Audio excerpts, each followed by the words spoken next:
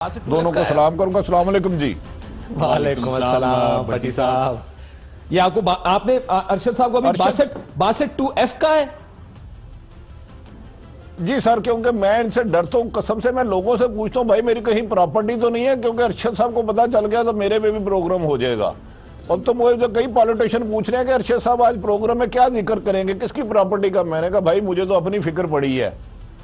अच्छा काशिफ साहब, आपसे जिक्र करते हैं, आज जुमेरात का दिन था, कोट लखनऊ में नवाज शरीफ साहब की यहाँ मुलाकातें हुई। मौलाना फजलुर रहमान साहब भी कह रहे हैं कि ग्रैंड लैंड लाइंस के बगैर कोई हल नहीं है, पाकिस्तान चलेगा नहीं। हासिल वक्त मजींजो जरदारी साहब से मिलने हैं, उससे पहले फजलुर रहमान साहब मिले, वो कह रहे हैं नवाज शरीफ से भी मिलेंगे। अब तो मदीने की रियासत आ गई है, ताकतवर और कमजोर के लिए एक कानून हो गया है, रोटी कपड़ा मकान सबको मिलने लग पड़ा है। अस्पतालों में एक बेड पे एक पेशेंट भी नहीं होता, एक बेड खाली होता है। तो क्यों ये ग्रैंड लाइंस की जरूरत पड़ गई है? भट्टी साहब की फ्रेजिंग इतनी अच्छी है कि मुझे समझ नहीं आ रही मैंने जाना किस पास से है। मैंने इस तरफ जाना, मैंने उस तरफ जाना। ये मदीने की रियासत वाली कहानी तो भट्टी साहब ये आप ही बताएंगे और अरशद साहब एक्सप्लेन करेंगे कि एक सवाल में इतनी सारी चीज कर गए और सारी अपनी कहानी दास्तान भी बता दी कि मार्जिन कोई नहीं छोड़ा। उन्होंने ना हुकूमत को छड़िया ना अपोजिशन में छड़िया, मुझे समझ नहीं आ रही मैं जावा किस पास से। तो भट्टी साहब कह रहे हैं भट्टी साहब हार्ड हिटर है। भट्टी साहब आपको पता है वो कहते ना एक तीर से मल्टीपल शिकार। भट्टी साहब एक तीर से मल्टीपल शिकार कर गए। भट्टी साहब की बात ठीक है, वो जो हुकूमत तो जो कर रही है वो कर रही है। भट्टी साहब मसला ये है, देखिए इस वक्त मुश्किल में कौन है, दो पार्टियां हैं जो मेन स्ट्रीम है, पीपल्स पार्टी है और मुस्लिम लीग नून है, और उसके साथ बहुत सी फ्रिंज की पार्टीज हैं जिसमें मौलाना साहब बिल्कुल बाहर बैठ गए।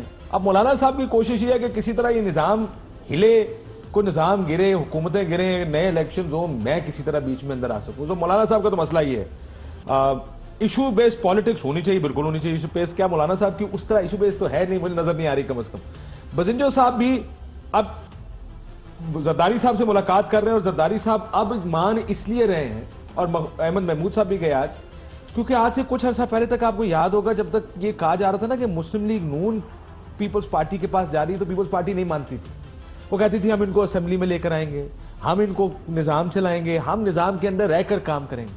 लेकिन जब से ये FIA की रिपोर्ट आई है JIT की, और जब से नाम ECL पर गए हैं, तब से पीपल्स पार्टी, आपने बिलावल की 27 दिसंबर की तकरीर सुनी, वो सीधा एस्टैब्लिशमेंट को नाम ले लेकर उन्होंने ललकारा भी। जरदारी साहब इतनी, मेरा ख्याल है पिछले 5 साल में उन्होंने पब्लिक अपीयरेंसेस नहीं की होंगी जो आप कर ली, क्योंकि कोशिश ये है कि वो जो प्रेशर है ना JIT का, फेक अकाउंट्स का, वो प्रेशर किसी तरह साइड पर। वो अरशद की स्टोरी, वो जो अपार्टमेंट्स भी निकल रहे हैं आहिस्ता आहिस्ता, कभी अमेरिका में निकला, 2 निकला है अब तो पेंट हाउस भी आ गया ना बेनामी जायदाद के तौर। या तो अगर ये केस आज आप दबा देना जी, तो इस तरफ से कुछ नहीं होगा। वो कहेंगे कि जनाब हुकूमत को 5 साल। मैं अर्ज करने लगा हूं, आपने देखा होगा 2014 में सारी जमातें इकट्ठी हो गई थी, हासिल बख्श जो फजलुर रहमान साहब, महमूद खां अचकदी, मियां नवाज शरीफ साहब, जरदारी साहब, और सब जमहूरियत बचा रहे थे। अब तो मदीने की रियासत है यार, हर जगह इंसाफ हो रहा है, ना कोई भूखा मर रहा है ना भूखा सो रहा है। तो अब ये अलायंस की जरूरत क्या पड़ी है? क्या अपनी करप्शन बचाने के लिए, या आवाम का दर्द जाग गया है? भट्टी साहब मैं फिर कहूंगा, वो जो आप मदीने की रियासत कह के ये सारा कुछ करते थे कि वो तो नहीं हो रहा। कोई अगर ये कहे कि हर तरफ इंसाफ है, हालात बेहतर हो रहे हैं, एक कंफ्यूजन तो है, लेकिन कंफ्यूजन के आगे कुछ नहीं है। पर लेकिन मेरा दूसरा आर्गुमेंट फिर यही है कि 5 महीने की हुकूमत है, 5 महीने की हुकूमत से हम शायद बहुत ज्यादा तवक्कुआत लगा के बैठे कि 5 महीने में वो कुछ हो जाए जो 5 साल में या 10 साल में इससे पहले नहीं हुआ। मेरा ख्याल है इट्स ईजियर टू जज अ गवर्नमेंट साल के बाद कम से कम कि उनकी पॉलिसीज क्या इन प्लेस है, उनका रिजल्ट क्या आ रहा है। लेकिन फिर भी ये जिम्मेदारी भी हमारे सर PTI ने खुद डाली, जब उन्होंने कहा हम 3 महीने में ये ठीक कर देंगे, हम ये करके देंगे, हमारे आते ही ये हो जाएगा। तो उस वजह से ये बार इतना हाई सेट हो गया PTI के लिए कि उनको जवाब देने पड़ रहे। हुकूमत ठीक नहीं चल, उस तरह नहीं चल रही जिस तरह चलनी चाहिए। आखिरी जुमला मियां साहब और जरदारी साहब, अगर ये सारे केसेस और ये एक्टिविटी खत्म हो जाए ना नायब FIA की, तो इस मुल्क में सियासत सेटल हो जाएगी, कुछ प्रॉब्लम नहीं होगी। सब कह रहे होंगे कि उनको 5 साल देते हैं इनको काम करने।